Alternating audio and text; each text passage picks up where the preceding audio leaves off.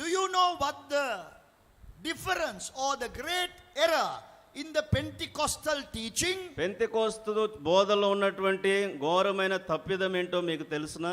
They think or they teach, this is very, very serious.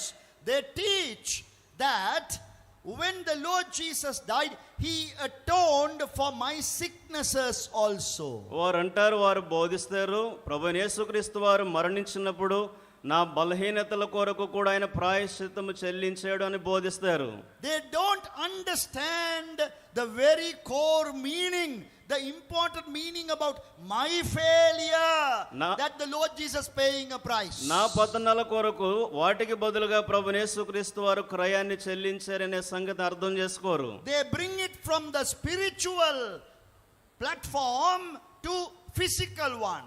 ఆత్మీయమైనటువంటి భావాన్ని భౌతికమైన విధానంలోనికి మరల్చి బోధిస్తారు. They think of temporal well-being. వారంటారు తాత్కాలికమైనటువంటి ఐశ్వర్యాలు. They say that the Lord Jesus died on the cross for my sicknesses. ప్రభువైన యేసుక్రీస్తు వారు కలువరి శిలువపై నా రోగముల కొరకు మరణించారు. It is not true. అది సత్యము కాదు.